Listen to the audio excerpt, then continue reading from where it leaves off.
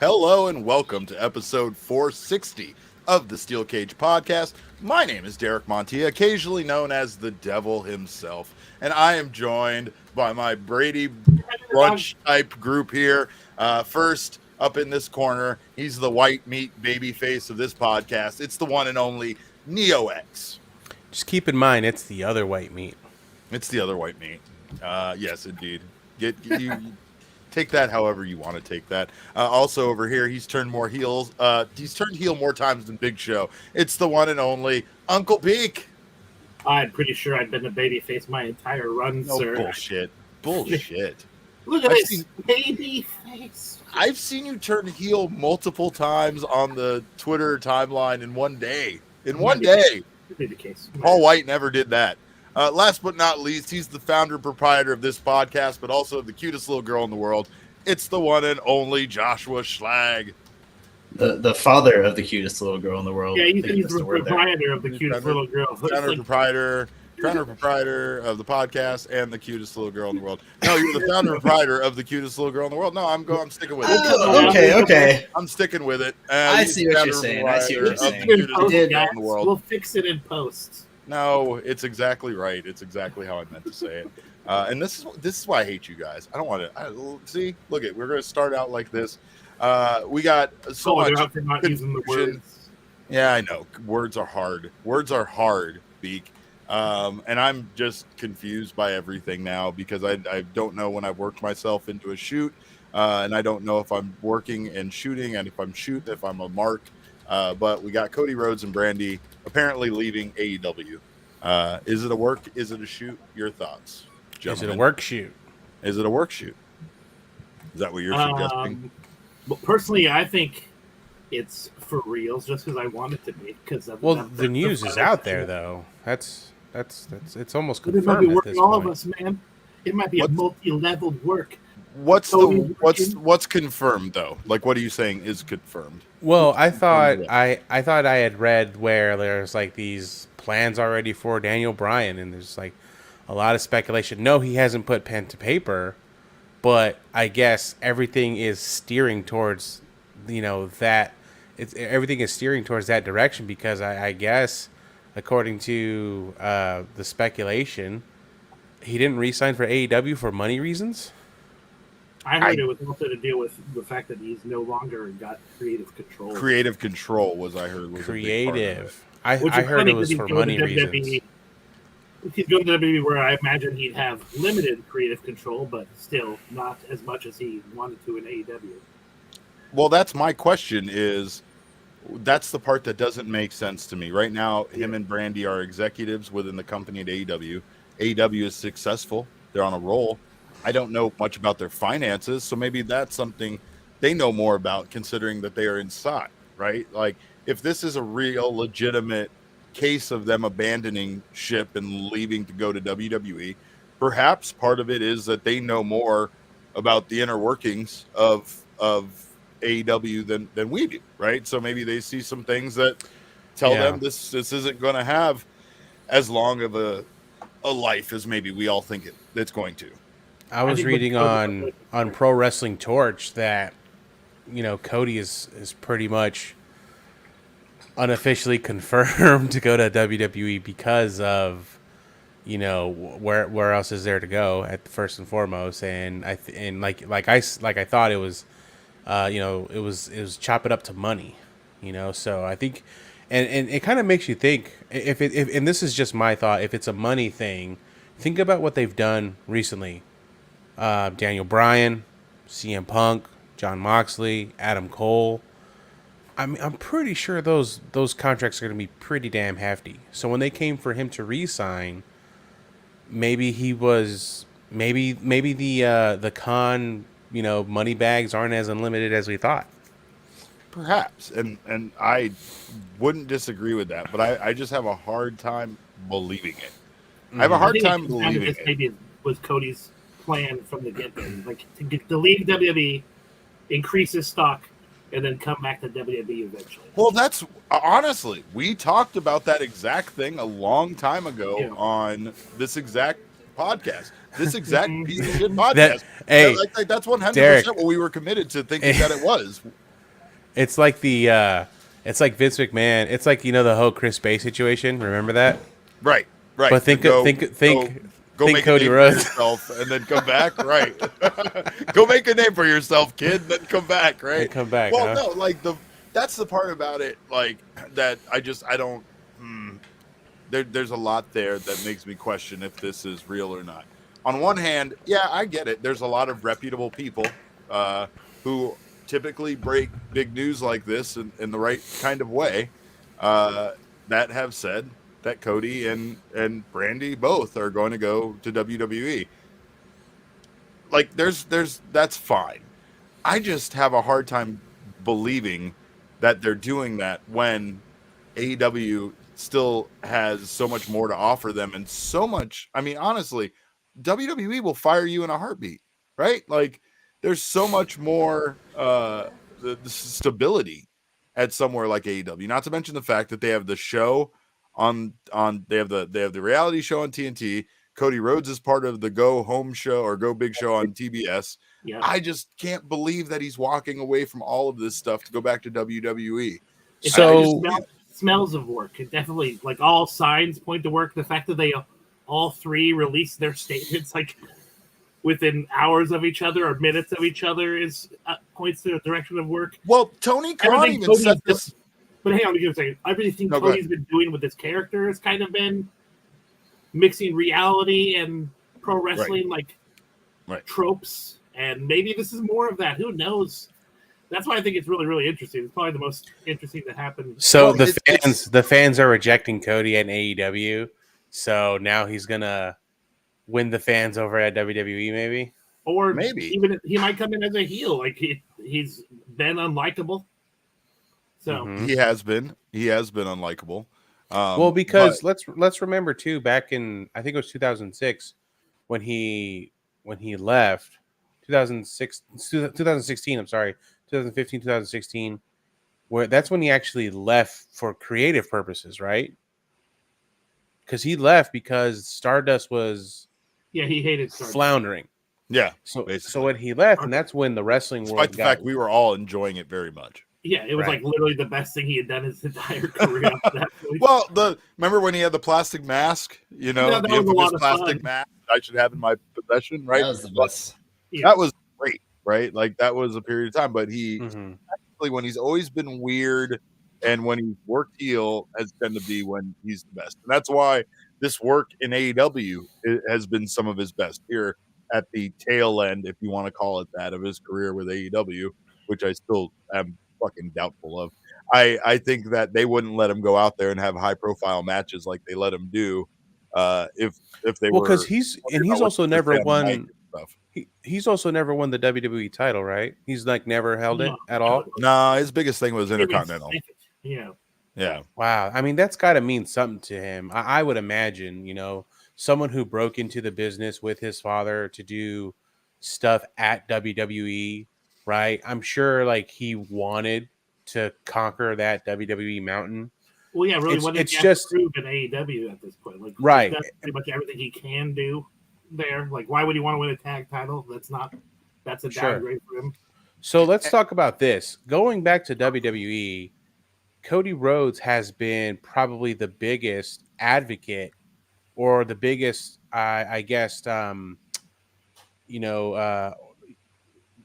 person that would most not put down the WWE, but really nudge into the WWE. Remember the whole throne breaker thing, right? Sure. The throne that breaker had nothing to do with Triple H, even though it was a sledgehammer. And then he said, "We don't rename our guys like Gunther McGillicuddy or something like that." Yeah, like he's the most notorious line stepper. Habitual. He's a habitual line stepper. Thank you. He's the most habitual line stepper when it comes to stepping over that WWE line. So how do you feel like he'll be received if he does go back to WWE, knowing what he has done? Right, even back in the day, remember he would be like, "Fuck the revival." Vince probably didn't even know that he did it. Vince probably doesn't have any idea these things were stated. Honestly, right. Vince is saying, "Hey, Cody left us, Then he went to the other guys. Now if he comes to us, that means we're better than the other guys. That's all he cares about. Well, think about Yeah, it, right? He's 100%. getting a co-founder of WW or of AEW. Yeah. I'm sure he was a board He's member. the catalyst. He's literally the reason AEW exists is because Cody stepped away. And Yeah. they decided to do AEW, All Out or All In off of a All bet. In. Yeah, it was Yeah. a bet. Like they wanted to prove Dave Meltzer wrong. So And, Right. and dude, that whole run that he did in like 2015, 16, I think that's when I really got sucked back into wrestling. Like for real, like a person who's breaking off the WWE shackles and gonna go do his own thing. Remember the list that came out? Yep. That Yeah. thing was like mind blowing. And everyone copied him after that. For Yeah, its time. it became Exactly. like every damn Exactly. wrestler's like, where's my list? Yeah. I don't know. I hope. I would imagine with what WrestleMania is in April, right? Yeah. He's got to be slated for like if he's gonna move in to the WWE. If he's gonna go to New York. What's the match then? What's the match? Like, is he gonna go to Raw, SmackDown? Like, what do you guys think? It's got to be him and Brandy versus Miz and Maurice. Yeah, That's what it's got to be. Yeah. that's what's Versus- coming. versus Stephanie and Trips. Versus No. Stephanie and Trips. Yeah, the three-way. A Three-way three-way. couples match. Do we as Beth Phoenix in there too. For why not? Do we as wrestling fans, do we know anything about AEW contracts and the way those things are structured? Obviously at all. WWE has all those non-competes and they can't show up until X number of days. No, well, according to reports, his contract has been up for a while, and he has been working somehow Yeah. Well, at technically, AEW, not under contract. technically, he was not under contract when he did that match with Sammy for I'd be shocked if the AEW title. actually has Right, it. that's what he was saying. Well, he said some shit when we were in DC that was very, that episode of Dynamite where he was talking about the contract and not the contract I thought I was going to get or whatever. The new pipe bomb. Yeah, right. Yeah. I also I don't mean to do this, but I'm going to do it. I Yeah. messaged him just to see because at the He time, follows you. yeah, Oh, that's so cool. his account was still the AEW Outreach Program account. So when all of this news was going down, I was like, you know what, fuck it. I'm going to shoot him a message because I have a feeling it's still him because it was still at Cody Rhodes, right? But they just changed the name on it and stuff. So I sent him a message on Tuesday that said, not sure if you're still seeing these, but wish you guys nothing but the best no matter where you go. And then much to my surprise, I get a message back the next day from an account that is now called Cody Rhodes once again, and not the AEW Outreach Program account or Community Outreach. And it says, "Thanks, baby. So proud of everything accomplished at AEW." So, I mean, He call people baby like his dad. he calls people baby. He calls me baby. I don't know if he's going to call you baby. It's different. We're on a baby kind of level between the two of us. But apparently, yeah, he is very much selling this as the actual thing that's going on. So, I mean, I don't know. I just sent back, you absolutely should be. That's all I left it at. I'm not going to poke around, baby. I'm not going to poke around, daddy. I'm not going to try to find out if he's coming into New York or not. What I am going to do, though, is I'm going to ask you guys this. Does it matter with AEW? I'm not talking about Cody. Cody, I think, is going to be good no matter where he goes, right? Whether he does this thing. I predicted on Twitter that he's going to go do the indie thing again. I think he's going to go back. Do you think Cody's a pillar or a pivotal linchpin of AEW? No, sir. I guess that's my question. Like, I know he's gonna. I think he's gonna go do. That's what my thing. He's gonna stay under contract with AEW. He's gonna kind of do the thing to get cool cred again. He's gonna go to AEW or he's gonna go to PWG. He's gonna go to Defy. I think so. He's doing the loose cannon. The run. Yeah, I think he's gonna go to New Japan. Show up there, do something, and then all of a sudden he'll come back to AEW miraculously. I remember Chris Bay. I think Chris Bay did that, right? He was on 205, and then he was on like Impact, and then he was like on something else. No one from WWE is to dispel these rumors. Like, you would think, like, no, we're not interested in Cody Rhodes. Would be something they might drop if they were. Just to rain on their parade, right? Yeah, just if this was AEW's like gimmick thing that they're Like WWE Yeah. realized, well, this is clearly a work, but we'll just say, no, Cody's not coming here. No, it's very true. It's very true. A friend of mine WWE's works. being nice enough, like let's not ruin the gimmick for the kids. But A friend of mine works at WWE, and he sent me a message that started out with like, "You can't tell anybody this," and then it wasn't anything exciting. But I totally thought when he said that, I was like, "Oh my god, he's going to tell me Cody's coming right now!" Like I thought that was totally what he was going to tell me, and it wasn't that at all. Someone smoking mirrors, Derek. Only smoking mirrors. So you can't tell anybody this, but the new dog treats from WWE are coming out next year. They're amazing. But let's talk about one thing that I feel like is really kind of putting the rocket on this idea, with WrestleMania being, so close. I feel like because the WWE kind of goes through these lulls when they're trying to build up to WrestleMania. Because honestly, I don't feel like there's really anything with a lot of bite into it right now, because we already have Brock Lesnar in the main event. The women I think they're still hashing out their stuff. Who won the Royal Rumble, right? It was Charlotte? It was not Charlotte. It was Ronda Rousey, and it was Brock Lesnar. Okay, thank you. So that those matches are already set. I feel like with that in mind, because those are set, there's now this lull period. I think that's kind of when Cody would make his his debut and really shock the WWE world. So Goldberg wins, and then Cody challenges Goldberg. Is that what you're thinking? Well, do you think Cody would work? Do you think Cody would ever work in Saudi Arabia? Would Cody take a lot of money to work in one match? Yes, indeed. Yes, yeah. Oh, yeah. I thought so too. If will go wrestle there, then I think Cody Rhodes will. Understood. But do you think he should go after Roman Reigns? Huh? Do you think he should go after Roman? I don't know if he's ready to be like immediately jump to the main event. They say they have big plans for him in the rumors, but do you think Vince McMahon's going to make this guy the main event immediately? That's a pretty big main event. He could go after Bobby Lashley, and no one would bat an eye about Bobby Lashley dropping the WWE title to him. I wouldn't be shocked if he goes against Braun Breaker. No. No, I would totally see Vince McMahon like bringing him back over and then humiliating him for a little bit, and then maybe doing something. That's and you know what? But is being the champion of NXT humiliating? Well, no, I mean, but maybe Braun Breaker beats him. I didn't say he's going to win. But to Beek's point, it's not out of the realm of possibility for WWE to specifically not even do that. Bit. That's the sad thing. That's kind of where you want to cheer on. You want to cheer Cody. You want to cheer on Cody Rhodes because he's making the lateral move. So many WWE talent has gone to AEW. He's doing the latter. You kind of want to cheer for him to do well, and you kind of want to make sure that he's not damaged goods upon entry. So I have a soft spot in my heart where I want him to succeed.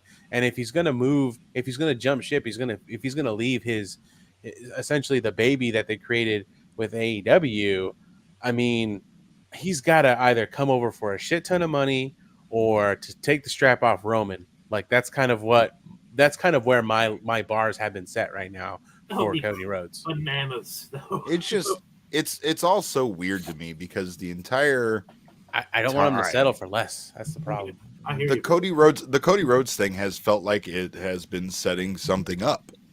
It really has. It really has. Even throughout this contract dispute, even this whole thing, right? Like his refusal to turn and all of that kind of shit.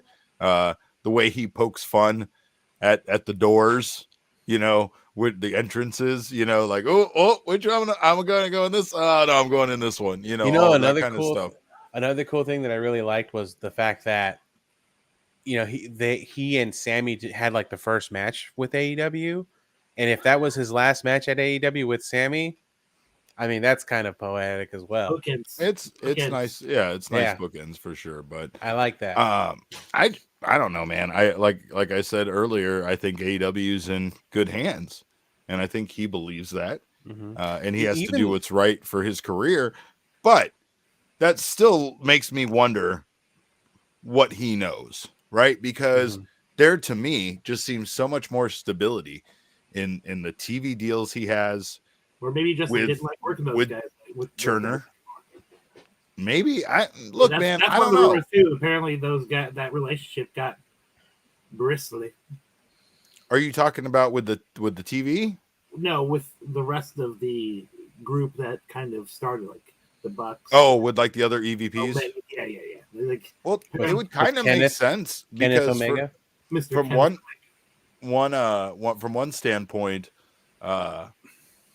they really never worked together in AEW. Yeah, right. And it's not like they were super chums before. Like Cody kind of befriended him with them when he went on his indie run. So right. It was a business partnership. Maybe they're. But again, it's not and I that, think that to your. Oh, sorry. I was just going to say to your point. To your point with the stability with AEW, there's even now. I think Tony Khan confirmed it, where they're now slowing down the number of people that they're signing.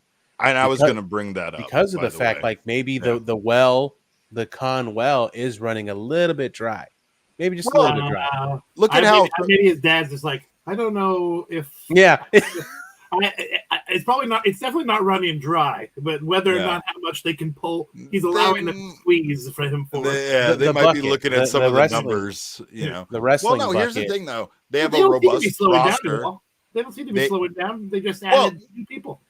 Well, no, here's the thing, though. They're going to be able to add people on deals where they know, because of their insider knowledge of the wrestling business and especially the indie business, they know how they can get talent from the indie scene, and they know what they can pay them because most, the EVPs involved live that life, right? They know, especially with the state of independent wrestling right now, exactly what they can pay really great talent that's still at an entry level that's never worked on TV to come and be a part of AEW. They know how excited people are going to be. So I'm not saying they're going to take advantage of that, but there's definitely a payment structure there where they're aware of paying, guys who honestly are on TV just as much as like the WWE guys that got let go and are jumping over, who are probably getting paid substantially more based on their television experience and their name brand. And, someone like Aleister Black, for instance, is probably getting paid substantially more than Dante Martin. But I don't know that, right? But Dante Martin is a really big character on TV. More importantly, let's say like Aleister Black, or I'm sorry, I'm using his wrong name here. What I don't even know his name. Malachi Black. Thank you. He's getting paid substantially more than Hook. There's a better, comparison because Hook is hot and incredible. Hook gets paid because in hot dogs and hair gel. Oh, that boy. Chips. He's the best. And chips. But I mean, I think maybe just playing into this, right? Let's say Cody is leaving. Again, AEW is in good hands. That comment that Tony Khan made on an interview almost felt like it was setting this up. Whether he was set, and again, I don't know if I'm being worked or if this is a shoot, because it felt like he was setting up that we were going to start seeing people leaving, and then we see Cody Rhodes and Brandy leaving. The timing is just immaculate, right? So either he already knew and was trying to get ahead of it just a little bit by saying, hey, we're not going to be able to keep everybody, especially with all the, the 3-year points coming up and all these contracts are coming up. So we're not going to re-sign everybody, right? Yeah, I think some of that maybe more had to do with just we're not necessarily interested in keeping these people around. Not necessarily that they can't offer them enough money anymore. You know what I mean? Like, there's probably both scenarios, but most people are probably like, all right, we gave it a shot. You didn't really catch on. And it was an honest shot. So apologies.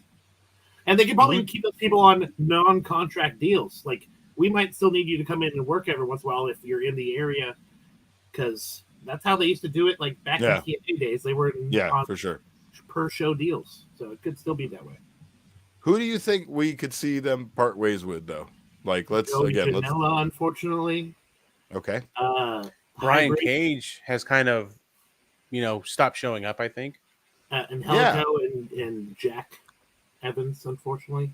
Okay. Yeah, they stopped showing up too. Yeah, it's pretty bad. These are all very good points. Brian Cage, especially, because I don't know, like when you look at Ricky Starks, he was injured and he hardly ever missed the angle TV. around.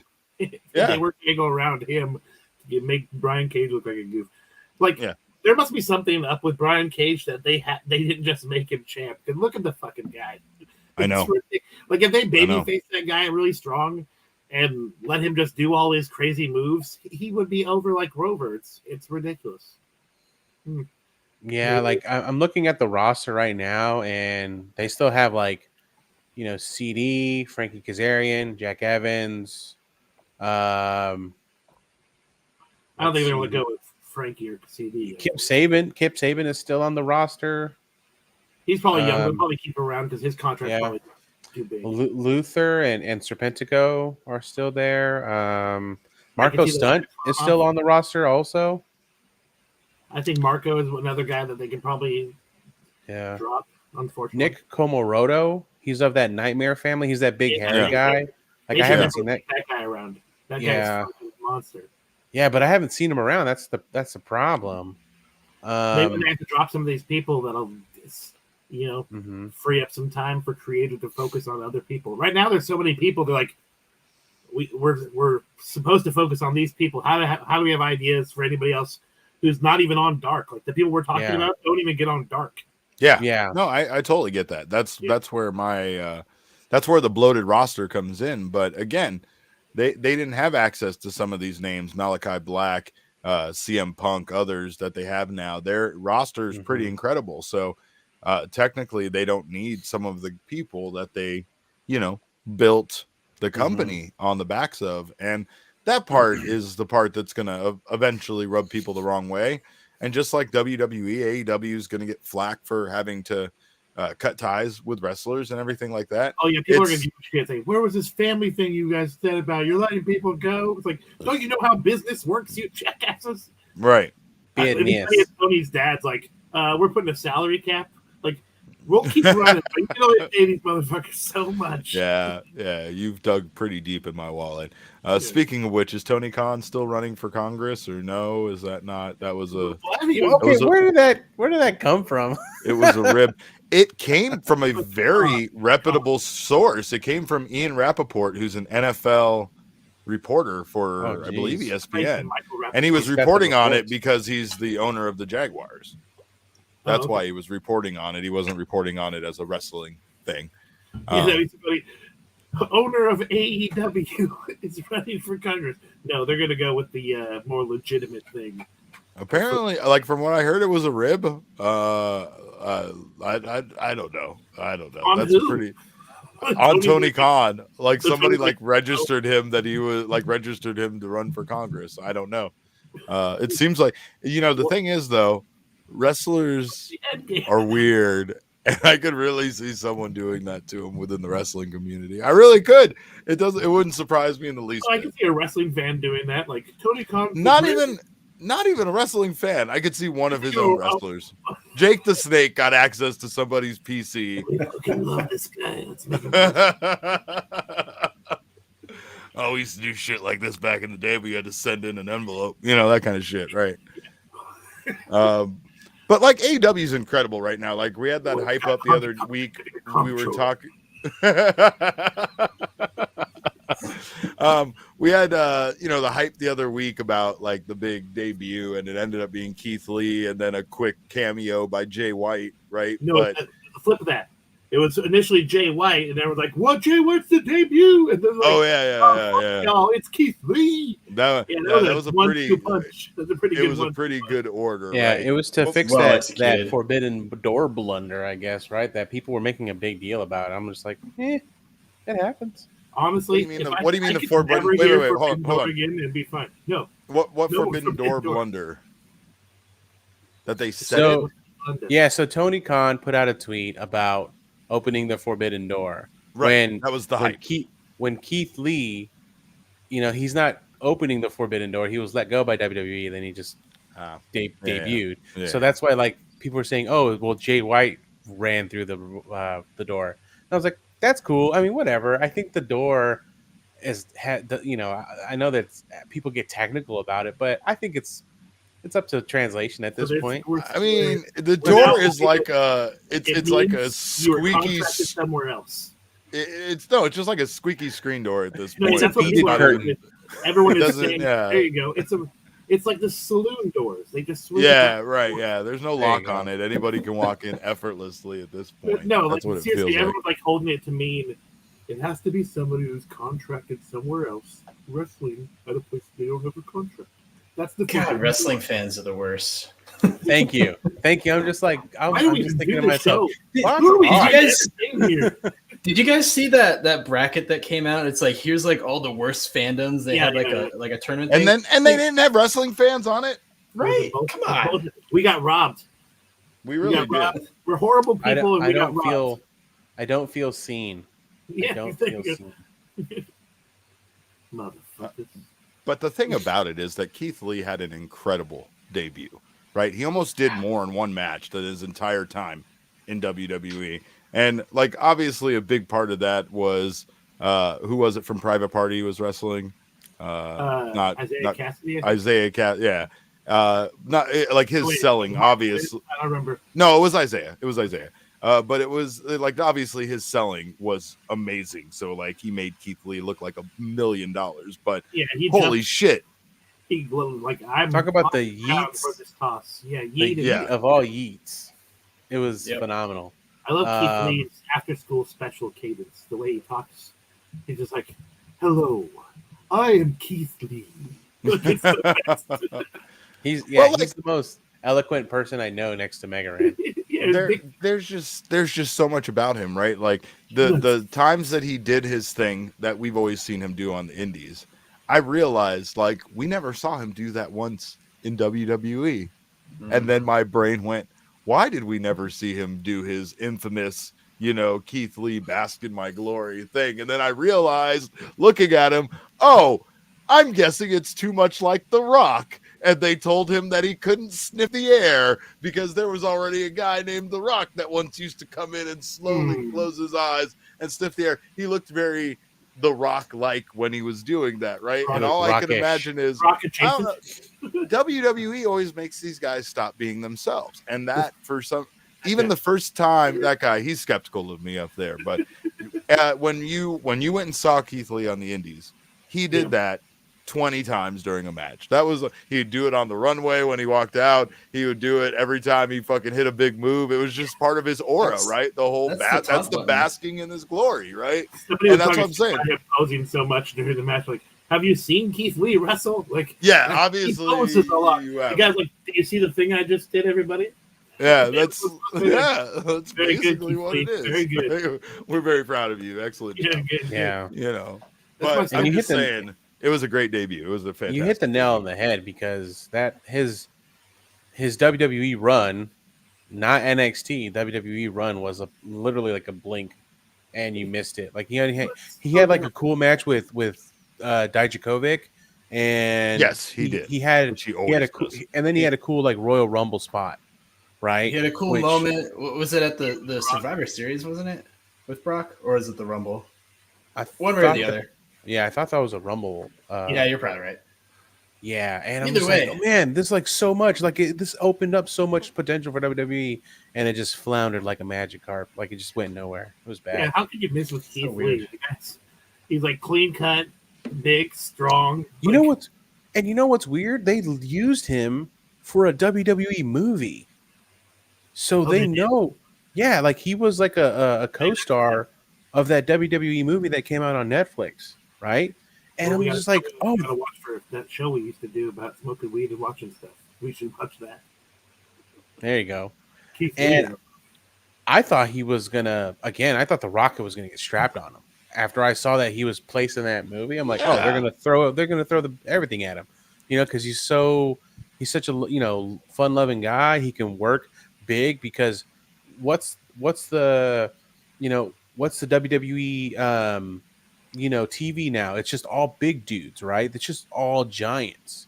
Well, and And- like they never once did what AEW did for him in his first match, for instance. Mhm. Just saying, they always made him be in some sort of weird match where he was like the underdog going up against a bigger name that he shouldn't be going up against. or like, or he's not ready for it at this point because he's still really new to the main roster, and he would lose. And it was a weird way to book somebody. Like, I don't really understand the booking of him versus somebody who you would want to look good, And I mean, like, I don't know. AEW has several different methods of making people look good, Like, let's be honest. I have to ask you guys this right now. Who's more over on Rampage, Hook or Danhausen? Who? Because I can't decide. Danhausen doesn't have to do a goddamn thing, and the people fucking lose their minds for him. Meanwhile, Hook is like the fucking Harry Styles of wrestling, but he smokes weed and fucking eats peanut butter sandwiches and kicks ass, and that's somehow also working very well. Like, everything they know to do is like to build up like excitement. Danhausen, I imagine, is. Do you think they planned that? They're like, all right, we're gonna talk about how you get high and you like chips and sandwiches and you're gonna be over like a motherfucker. Yeah.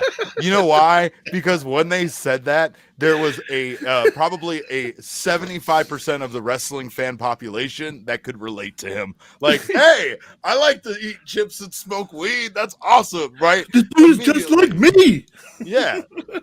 I'm telling you, people love that shit. But honestly, like the fucking, ill-tempered fucking hoodie wearing fucking ghetto fucking, or like hip hop listening kid that wears a backpack all the time and smokes weed and fucking eats chips out of a vending machine. That was me. So I can relate, and I love Hook for that reason. But like Danhausen, for instance, I imagine he's still injured, right? That's what I was bringing up earlier. Right. So they're kind of doing something similar that they did with Ricky Starks, where they're just having him be there and having him build up excitement to see Danhausen fight somebody, right? So like that, like the everyone's way gonna be expecting him to like be super kick ass and then realize, oh, he's wacky as shit. Yeah, This he's just shit's wacky. Right. Well, I mean, a lot of people that watch AEW I imagine are pretty familiar with Danhausen's work. I just all the people that are trying to draw in their regular fans, like, what the fuck is going on here? Right. Exactly, you think they'll be able to do the tequila spot? Are they going to license tequila just so they can let Danhausen do that shit? They better. I hope they do. They really got to do that. But yeah, most importantly, I want Danhausen to be the person that ends swearing on AEW television. Like every time someone swears, like Danhausen pops up out of nowhere and fucking just lets him have it. So there actually is swearing still, but he still beats them up whenever it occurs. Maybe beats him up. Maybe he just shames them. Yeah, wrestling maybe he comes out with swears. Well, of course, wrestling needs swears, but this is how a match with John Moxley happens, right? Yeah. John Moxley's out there just cursing up on a mic, and then Danhausen comes out, tells him not to swear, and Moxley ain't having none of that shit. Yeah, exactly. But I'm just saying, like, they've brilliantly done. They've just done a great job of building guys up, building excitement around guys. Again, the Ricky Starks thing, the Danhausen thing, when guys are injured, still giving them a role or something to do. To counter that point, the Wardlow push has been kind of hokey and lame because they've drug it out so long. He looks like a real big idiot being treated like this every fucking week. I agree with you on that. If he doesn't kick anybody's ass quickly, it's going to be like, well, that Wardlow guy's a fucking pushover. Who gives a fuck? Yeah. No, you're not wrong about that because there's a time frame and it's a bit expired at this point on Wardlow. I still really like him though, and I still think he's great. They've done a great job of building him up. Another thing that was really funny to me is I didn't like Adam Page in Ring of Honor, mostly because I thought his name was stupid. And I thought his name was stupid because they already had an Adam Cole. And now that's become part of this rivalry now between Adam Page and Adam Cole. I'm not even joking about that. I was like, the first time I saw Adam Page in Ring of Honor, it was after Adam Cole had a match. And I was like, what? Adam Page? Get a better name, guy. I think they had a third Adam in there at one point too. They did. Sure. There was a lot of Adams. Yeah. But yeah, no, I mean, again, Adam Page is a guy that is a fantastic example for me personally of someone who I didn't care for, and AEW made me love him. Other guys, I'm not surprised by. Orange Cassidy, other things like that. But they've just done it.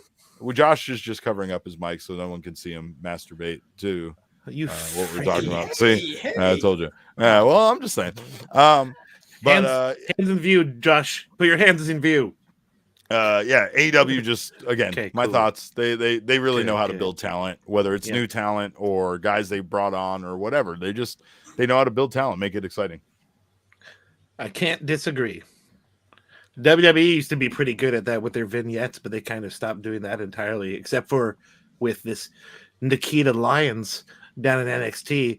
Her promos are weird, man. The first one's like, "Hey, I'm a rapper singer," and the second one's like, "Hey, I'm a ninja," and then the third one's like, "You forgot I'm a I'm a rapper singer terrible ninja." rapper singer. Hey, man, I'm not gonna judge anybody's art form.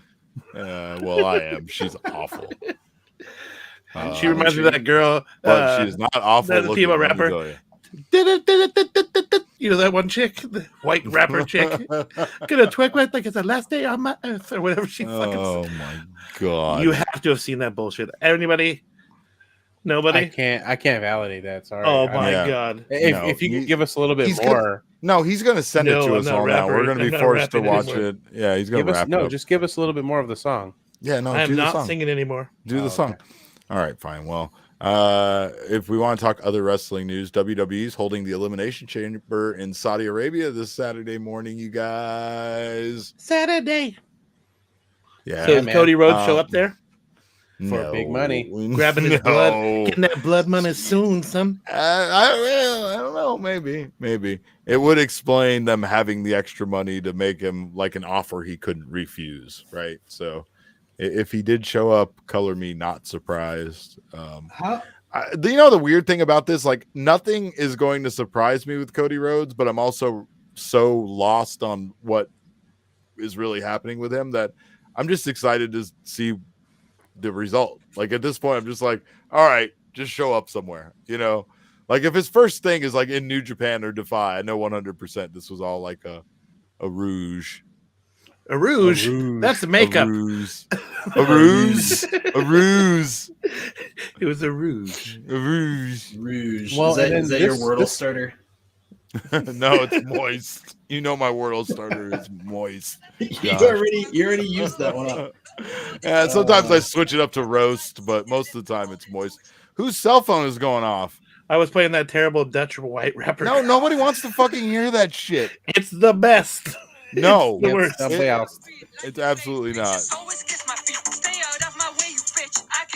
Oh no, get this out of here. This isn't worth the DMCA violation for. Get this out of here. We're gonna get taken down, right? Yes, somebody's gonna find that audio clip. Elimination Chamber does feature a record 3 women's matches, and Wait, apparently WWE is making more headway in that department than is that I guess record even for civil rights movement. That's like record women's for equality. Saudi Is Arabia? like It's there. record for a WWE match. I'm pretty sure. It's their I like own how they're all record. stoked about women on a sign down there. Like, Yeah, I understand they have an issue with women, but like, that's weird that's their progress. We show women on a sign. WWE's changing the world. And Look what we're literally, doing. like when they get over there, they have to wrestle in like onesie pajamas. correct. No skin. Somebody to I be heard like somebody's like they were in the Hanes t-shirt talls or whatever. Hanes tall tees. That visual killed me. with a thermal underneath. Yeah, well, again, I guess the indicator about this is that I don't see anybody talking about WWE on Twitter, honestly. And the few things I've seen has been people's disappointment about the direction SmackDown's taken as of late, that it's gone down to be as bad as Raw, which I disagree with. I still enjoy SmackDown because, I acknowledge the tribal chief, whereas other people might not. But once you accept the tribal chief in your life as your Lord and Savior, then you'll really understand how good SmackDown is as a show. Hey, I'm not not until gonna, not until Cody shows up to that table and says, "Daddy eats first." No, Daddy does not eat first. The head of the table eats first, and we all know that. Don't play that goddamn song anymore. All right. But I will say that there are just a lot of lines being blurred. So it makes it an exciting prospect. I'm not gonna lie. Bloodlines. I can't imagine that it's not going to be Brock versus Roman. It's got to be Brock versus Roman at WrestleMania 100%. So that card is already taken. That's the reason why I say if there's a direction they're going to go, has to be Bobby Lashley or like I said, the Miz and Maurice match. That seems to be. What about the rumors of Stone Cold Steve Austin and Kevin Owens? That's, I don't know. What do you guys think about that? That doesn't excite me as much as I would have a couple of years ago. I have such mixed feelings on it. Like, I remember being so hyped about the possibility of like Stone Cold CM Punk, I think was the talk. Yes. Like, 7, 8, 10 years ago, whatever. And I remember when that was happening, I was very excited. I think generally it's probably the only thing I've heard so far that would get me interested. I'm like, I kind of want to see that just to see what would happen. At the same time, personally, I don't want it to happen because I love Stone Cold, and I don't know, like it's middle of February now. Mania's coming up in a month and a half. Like, is it really gonna like get the push that it deserves? Like, if Stone Cold's coming back, that needs to be freaking huge. And what would the match be that tier. you think would get you all WrestleBonered? Well, I don't know. CM Punk. That's the sad thing, though. Like, CM Punk shows back up at the WWE to wrestle Stone Cold. Yes, that's the one. That would be the biggest match in Mania history. The guy is literally signed with another company right now. So yeah, hell of a call. Tony Khan has already said like that forbidden door, that those saloon doors, they can swing both ways. But that just it just kind of reaffirms the point that. Why does WWE have to scramble last minute to create content? It's just they always say all this shit is planned out a year in advance. Scrambling to create content. What do you mean by that? What do you is that? He means like it doesn't feel like there's any real road to WrestleMania matches going on, and they're gonna have to quickly scramble. Stone Cold versus Kevin Owens, maybe. It's just bad. I mean, honestly, like the one thing about AEW is, and again, not to just completely be up AEW's ass all night long, but AEW makes me care about matches that I wouldn't normally care about. They make me care about rivalries that I don't normally care about.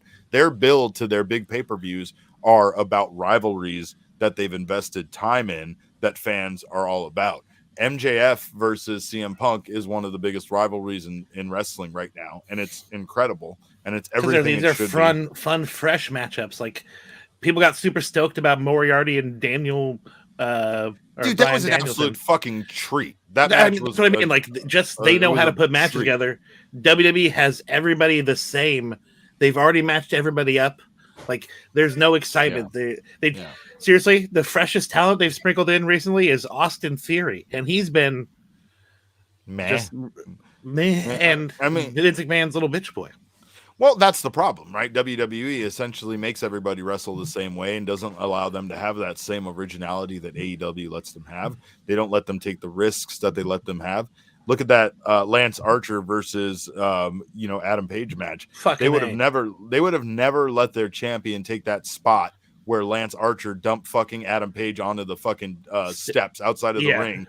I fucking 100% was convinced he was going to do the little leg kick out thing and just counter it. And no, they fucking let their champion be thrown in a fucking hardcore match onto a fucking set of stairs that like was sideways, sure, so it bent when he landed on it, but it's all sharp and shit. Those edges on those stairs are sharp. I've fucking seen them. They're not sharp. They're sharp. They're fucking sharp, dude. I ain't disagreeing, man. Sharp as shit. It's incredible. Like a Ginsu knife and cut cans so of like, that shit. The risks that they're willing to take are on a different level than WWE because they would never allow their champion to take a bump like that in a hardcore match.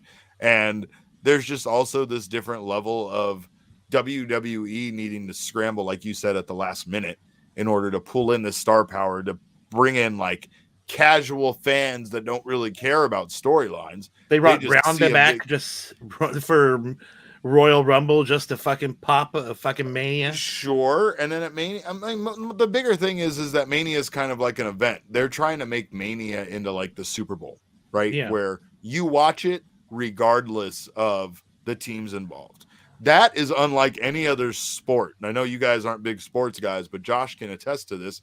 if you're not a fan of one of the two teams in the NBA finals or a big NBA fan that you just love basketball, you're not tuning into the games of the finals. You don't give a shit. And same thing with every sport. You know, Super Bowl is one game.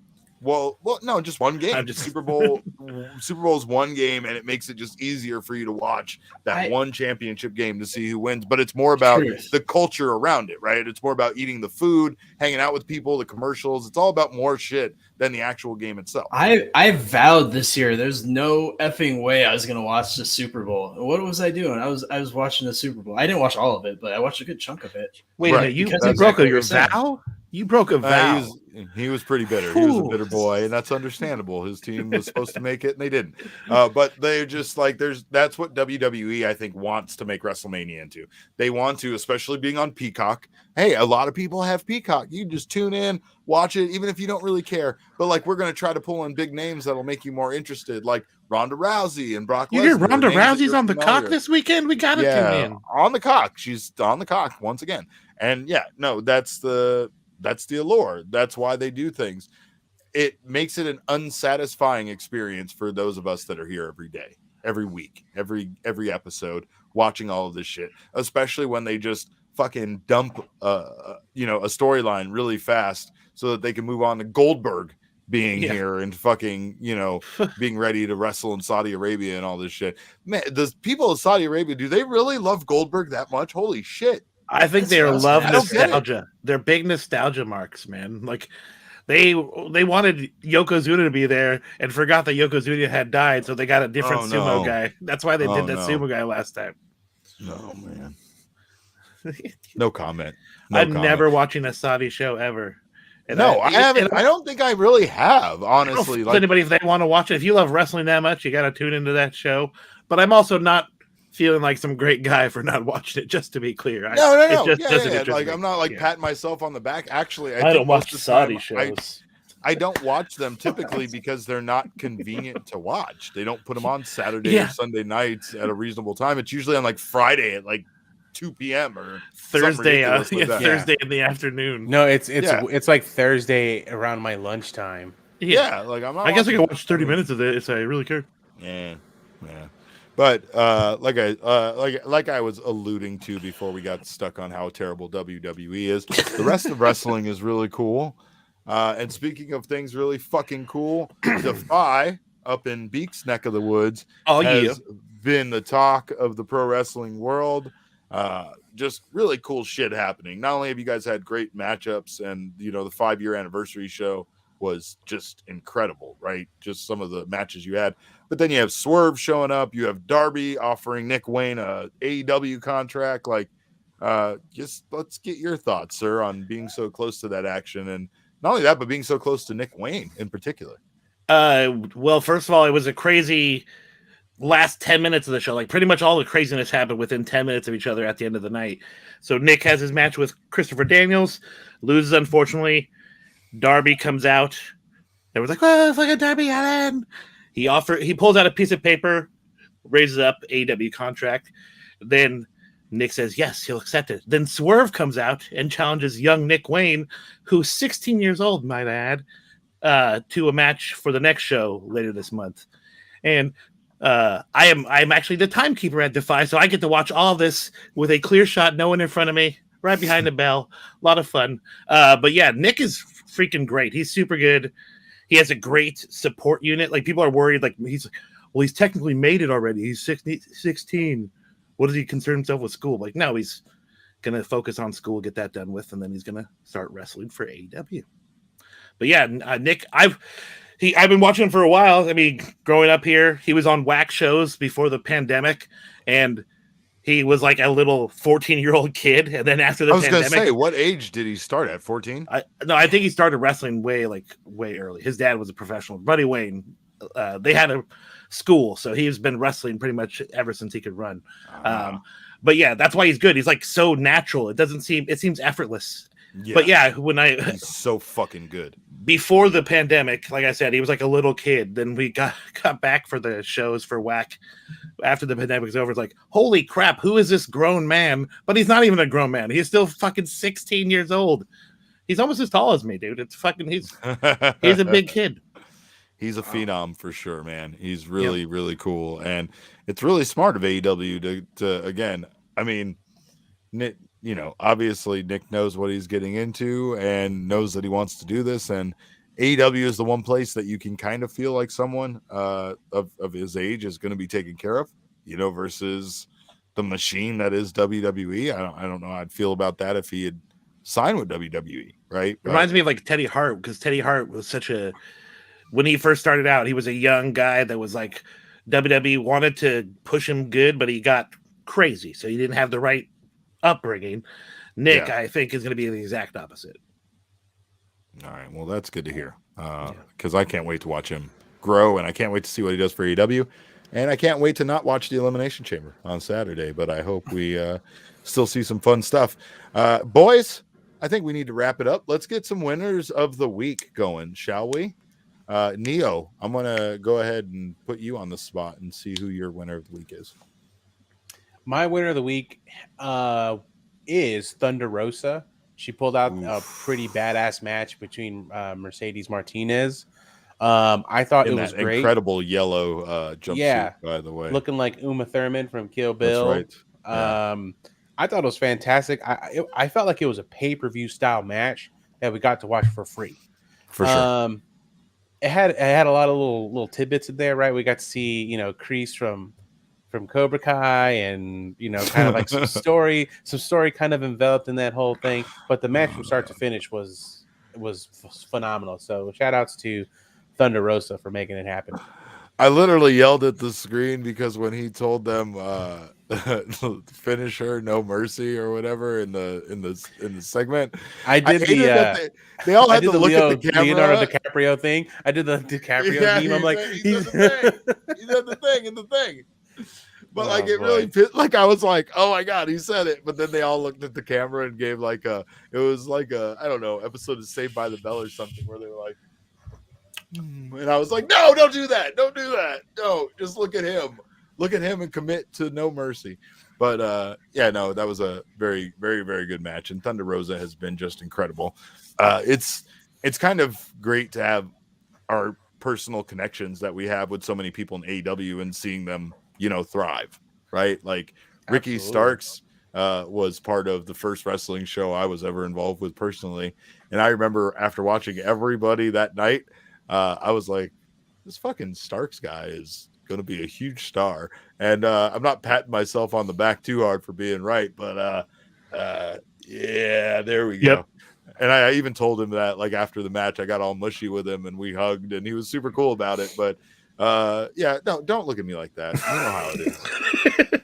He was sweaty and shirtless, and we embraced. Bring it in. Beek, who's your winner of the week?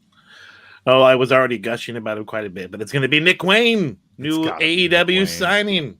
He had the main event of the 5 show, and now next show he's going to be facing off against Strickland. It's going to be cool. That's awesome.